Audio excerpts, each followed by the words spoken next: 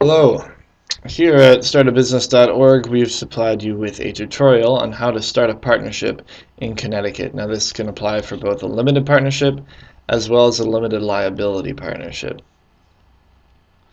You'll notice here that we have the state statutes for LPs, limited partnerships, as well as LLPs. So if you'd like to look into that a little bit more, you can just click on either one of these links and they'll bring you to the state statutes regarding those partnerships. It should be noted that if filing for either one of these entities, the filing fee will be $120, payable to the Secretary of State. Let's just get started with LPs here, how to start a limited partnership within Connecticut. Now, unfortunately, the Secretary of State website has not supplied a form, a PDF form for download for the Certificate of Limited Partnership, but if you want to form, you're going to need to get your hands on one of them. So it's necessary to either have a lawyer draft one for you or draft one yourself. The requirements for this document in order to be considered for filing will be the following. You'll need the name of the limited partnership, the address of the office required to be maintained, the name and address of the agent for service. You're going to need the name and business address of each partner involved, the latest date upon which the limited partnership is to dissolve, and then any other matters that you'd like to include within the partnership agreement, rather within the certificate of limited partnership, and then the electronic mail address, which is of course just an email address if you have one for the limited partnership. You're going to need to get all the partners to sign and agree to this, and then file it by attaching a $120 check made out to the Secretary of State, and mail that envelope to either this address here or deliver it by hand to this address. So that is how you file for a limited partnership. If you'd like to start LLP, a limited liability partnership, you're going to have to perform a business inquiry, as we actually stated.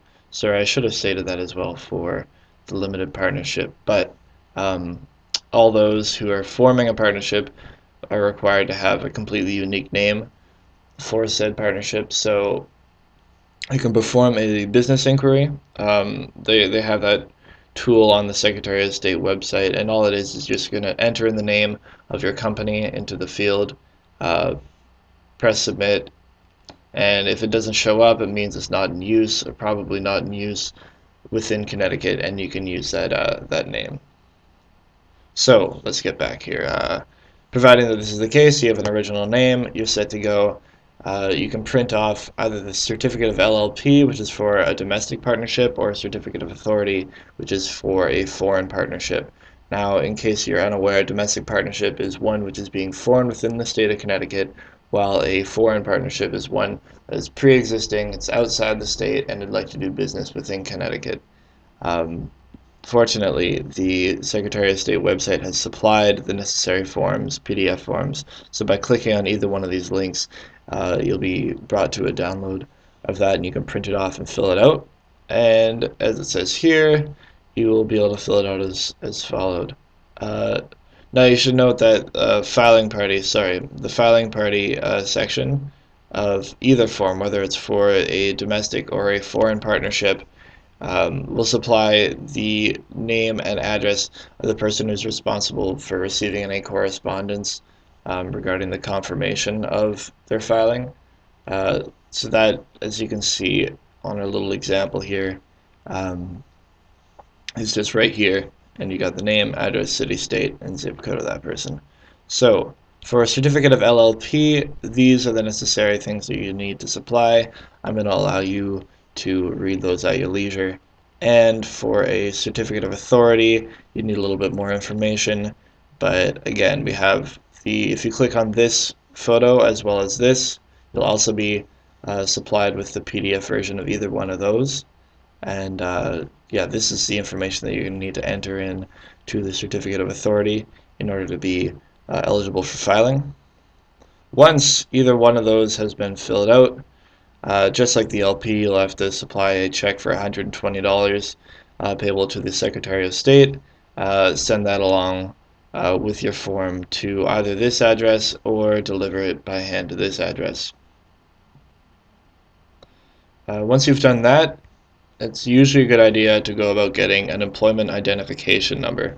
Now, this is a number used by the IRS just for tax reporting purposes, the same way a social security number is used for an individual. And similar to that, it's going to be required to do a number of financial transactions like opening bank accounts or applying for a line of credit, hiring employees, things of that nature will be needed. Or an employment identification number will be needed for those functions. A partnership agreement is similar to an operating agreement for an LLC or the corporate bylaws for a corporation. However, it differs from a corporate bylaws because of the fact that it's not legally required within the state of Connecticut.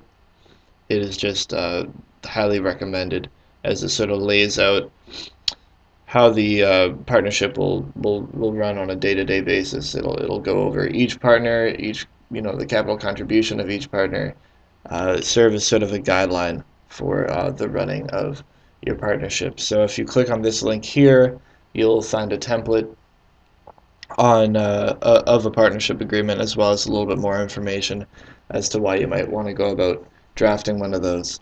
So that's it. I hope that was useful. Thanks a lot for listening, guys.